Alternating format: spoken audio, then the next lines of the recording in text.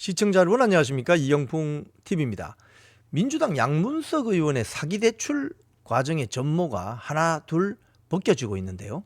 이번에는 허위 서류를 발급하는 과정에서 이 배우자 문제까지 또 나왔습니다. 처음에 이 사건은 양문석 의원이 공천 과정에서 제기된 문제였는데 자신의 딸을 사업을 또 하지 않는 자기 딸을 사업자 등록을 하게 만들어서 마치 사업에 어떤 결과물이 있는 것처럼 부풀려서 마을 금고 가서 돈을 대출을 받았거든요. 한 11억 정도를.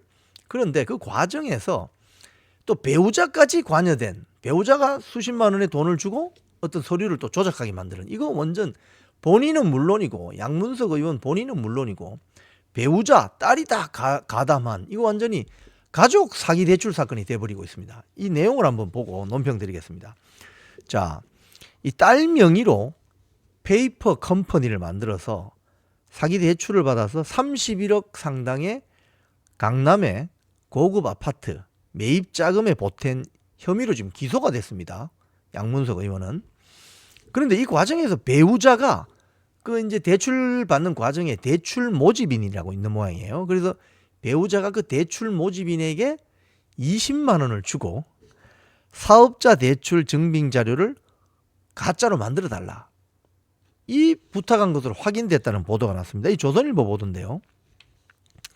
이 양문석 의원의 부부에 대한 공소장이 이 조선일보가 입수한 모양입니다. 그 공소장에 따르면은 수원지검 안산지청 형사 1부 또 형사 4부 이 한 12쪽 12페이지 정도 공소장이 있는 모양인데, 이 양문석 의원의 배우자 부인이죠. 이 사람이 대출 모집인에게 사업자 대출 증빙 자료를 허위로 좀 꾸며주세요 라고 부탁한 구체적 정황을 적시했는데, 그 내용을 보니까 2020년 8월에 그 서울 서초구 잠원동이라고 있습니다. 강남이죠. 아파트를 매수하는 과정에서 새마을 금고로부터 그 사업자 대출을 받는 과정에 11억 원을 허위로 빌립니다. 그래서 기소가 됐는데, 이 양문석 의원 이 부부가 이 아파트를 매입할 당시에는 정부가 시가 15억 원을 초과하는 아파트를 담보로 한 주택담보대출을 전면 금지하고 있었다고 해요. 그런데 이제 양문석 의원이 이제 쉽게 이야기하면 머리를 굴립니다. 어떻게 하면 돈을 대출받을 수 있을까? 그래서 대부업체 등을 통해서, 대부업체는 이율이 높겠죠. 대부업체 등을 통해서 이 대부업체 돈을 빌리는데 짧게 빌리면 이자 빨리 받고 치우면 되니까 대부업체 등을 통해서 자금을 먼저 조달을 해요. 조달을 해서 사업자 대출을 허위로 받아서 해당 비용을 변제한다, 이런 꼼수를 생각하는 거죠. 그래서 아파트를 매수한 뒤에 2020년 12월 딸에게 사업자 등록을 하게 만들고, 실제로 딸은 사업하지 않습니다. 근데 사업자 등록도 허위로 만든 거죠. 그리고 지인 소유의 상가에 사무실이 있는 것처럼 이제 허위로 임대차 계약서도 작성해요. 이 완전히 사기 가족 사기단입니다, 이거. 그래서 딸 명의의 페이퍼 컴퍼니도 만들어요. 그러니까 실제 사업도 하지 않는데 사업한다고 사업자 등록 신고 내고, 그 소재지도 실제는 없는데 지인의 그 사무실 주소로 등록을 하는 거죠. 자, 그래서 대출 모집인을 소개받아서 이 2021년 4월에 해당 그 업체 페이퍼 컴퍼니 없는 데 있는 것처럼 그 해당 업체 명의로 사업자 대출을 일으켜서 11억 원을 새마을 금고로부터 입금받는다는 거예요. 자, 그런데 새마을 금고는 이 대출자가 어떤 자료들을 내지 못하면 대출금을 회수하는데, 그 자료들이 뭐냐 하면 기업의 생산, 판매 활동 등에 소요되는 자금에 사용되었다는 내역서, 증빙 자료, 예를 들면 영수증 이런 게 있어야 되는데, 이 증빙 자료를 위조해 달라, 이렇게 되는 거죠. 양문석의 배우자가 그 대가로 20만 원을 대출 모집인에게 줬다는 거예요. 주면서 대부업체 지인 등에게 빌린 돈을 갚는데 대출금을 모두 쓰는 거죠. 그리고 새마을금고가 이 대출금을 돌려받지 않도록 내역서와 증빙자료를 만들어야 하는 상황이 되었다는 거죠. 참 이거 보면 이 대출 모집인 이 사람은 이 제안을 받아들여서 양문석 의원의 딸 명의로 업체가 물품을 공급받은 것처럼 뭐 이 사업을 한 것처럼 꾸민 거래 명세서를 만들어요.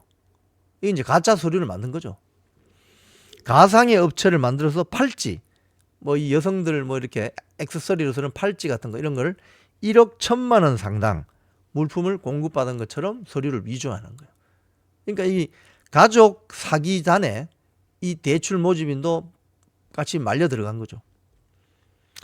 자, 그래서 이 사람이 이런 방식으로 꾸민 거래 명세서 4장, 거래 명세표 2장, 영수증 1장, 이를 증빙하는 예금 거래 명서 2장을 위조해서 새마을금고에 제출해요. 그럼 새마을금고는 어떻게 사업을 하는 모양이다 이렇게 판단할 수밖에 없는 거죠.